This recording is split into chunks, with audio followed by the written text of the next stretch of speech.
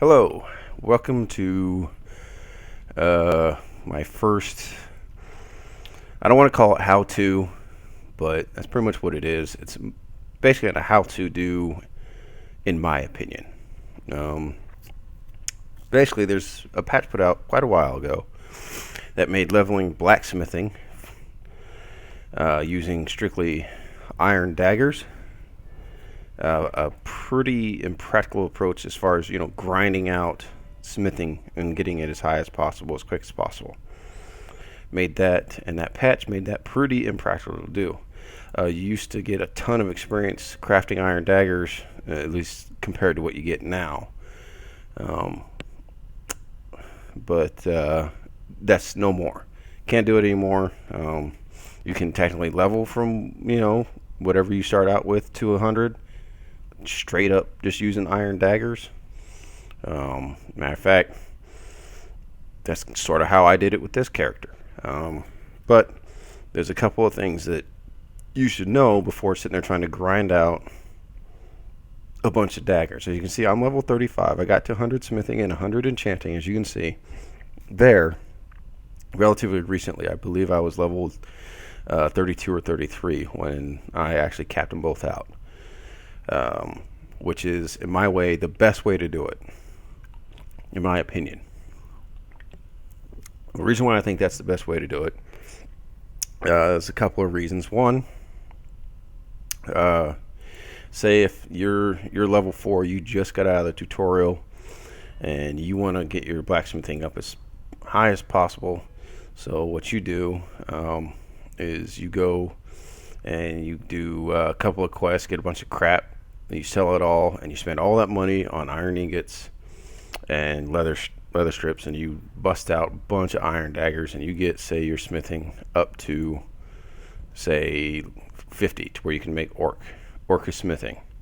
Okay, so basically you probably reached about level 5, maybe even 6 through your questing, and then you get to about level 10 or 11 just on blacksmithing. Okay, and you've put all your new perks, 1, 2, 3 perks into that, and you'll probably end up saving some because all your combat skills are not high enough to throw perks in yet. So not high enough yet. Anyway, what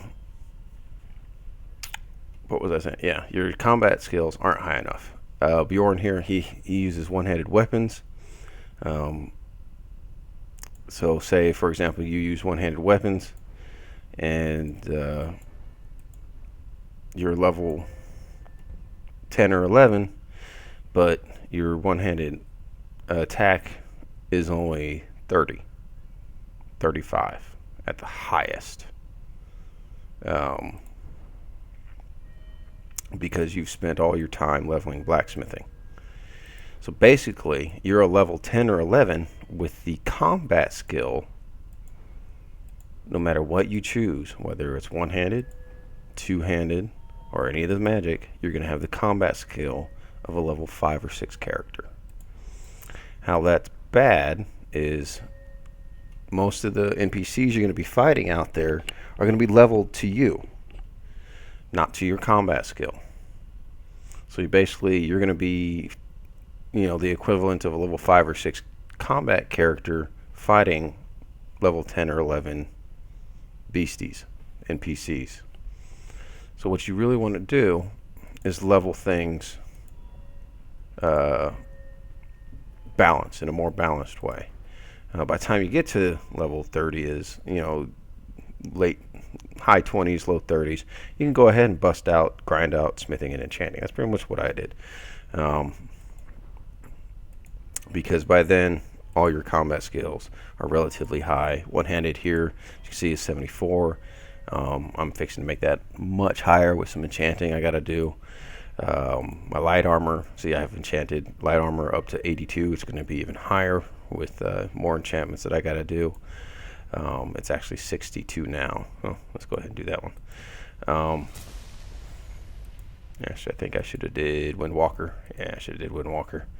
Oh, it don't matter. Anyway, moving on. That's why you want to level it in a more balanced way. So all those old YouTube videos that say just make iron daggers and all of that, they're still basically correct. You don't want to, if you're going to be buying all your materials, your ingots and your strips or straps, it's probably best to go with iron, simply because it's one iron ingot and one or two straps to make the dagger. But that's where their correctness or the accuracy ends, because most of them say you're going to do this and then you're going to sell it, so you're going to be making more gold, and you're going to be able to use that gold to buy ingots again.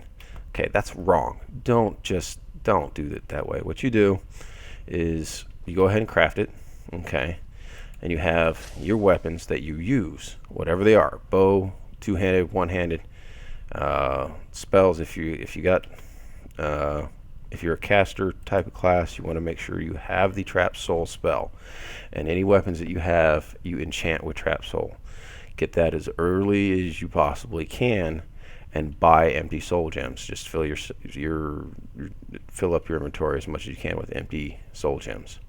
And it doesn't matter, how powerful your enchantment's going to be on that. You're still going to get quite a bit of charges in your weapon, and it usually starts about 3 or 4 seconds. So at 3 or 4 seconds, so within 3 or 4 seconds, and if you're hitting it and you kill it with the last hit, that of course is going to fall into your little 4-second thing, and you're going to trap that soul.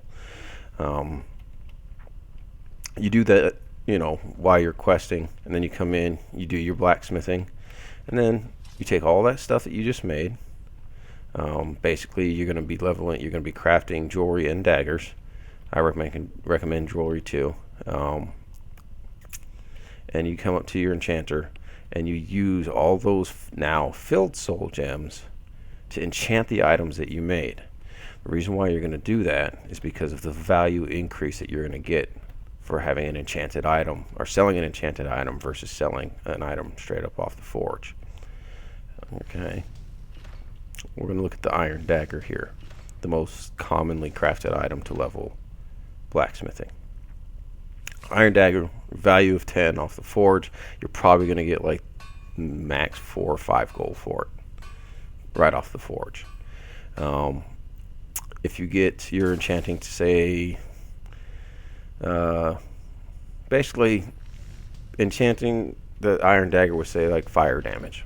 Okay, it's going to sell anywhere, depending on what your enchanting skill is, anywhere from about 60 gold. This is its sell, not its value, its sell price. Anywhere from about 60 all the way up to 200 and a little bit above 200 gold.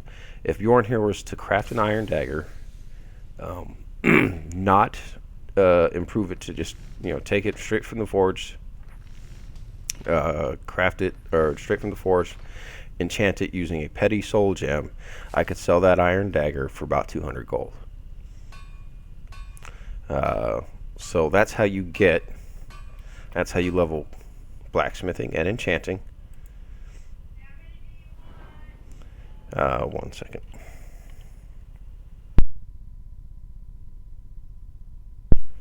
That's how you get your blacksmithing and your enchanting to 100, and that's how you make sure that you always have a ton of gold.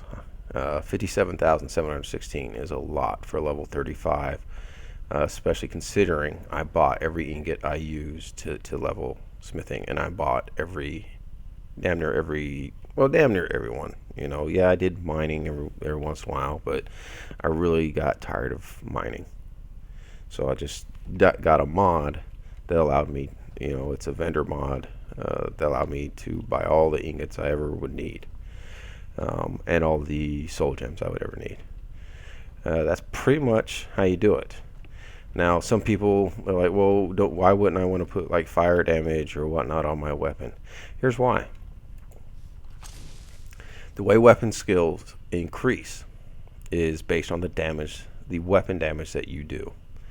Okay, fire, if you put fire damage or any other kind of elemental damage on your weapon, it's going to be stealing damage that you could do with your weapon with that fire damage. So basically, you're robbing yourself of weapon experience with a health damaging effect enchanted on your weapon.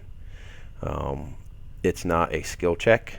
It's not how many times you hit with the thing. It's purely damage that levels your weapon skills.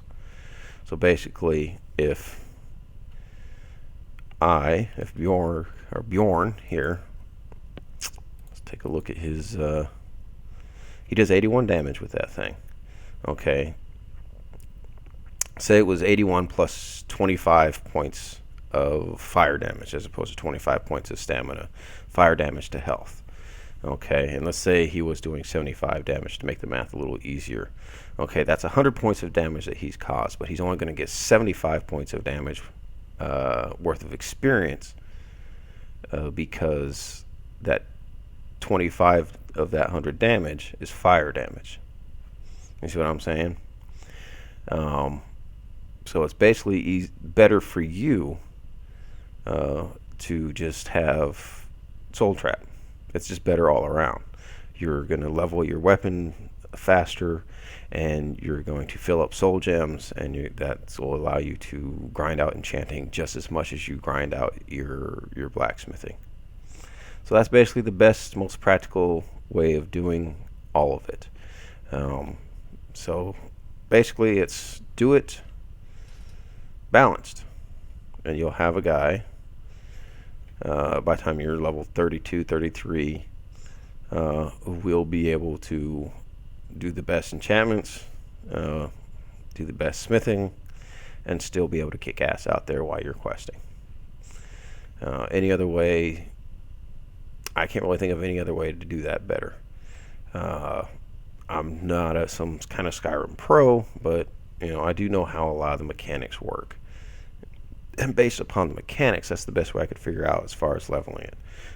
If you go out, say you get the mod that I got, or worse, you get the Bathing Beauty's house mod, and you go down in their basement, you find all those ingots for free and all those filled soul gems for free, and you level blacksmithing as high as you can and enchanting as high as you can straight out of the tutorial, and you get to level 10 or 11, but you only have a level 3 combat combat character out there trying to fight level 10s.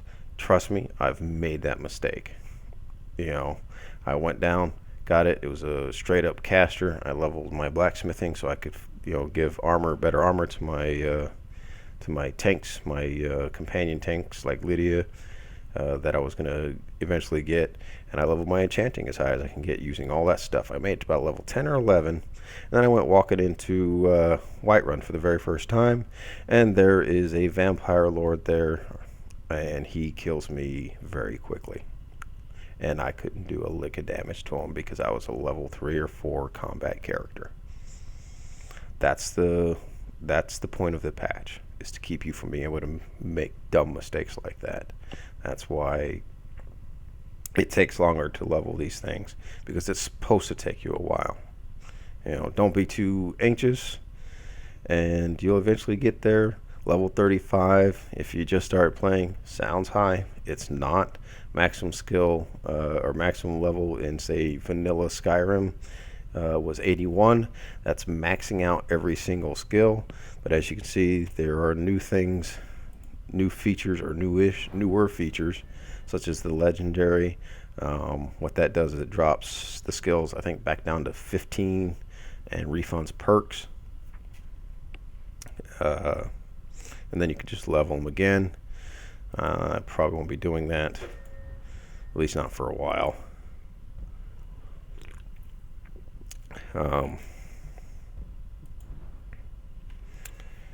But anyway, that's the best and most practical way of doing things. I hope this was helpful. Basically, I made this in response to a comment that I made on a YouTube video that showed how to do the dagger thing.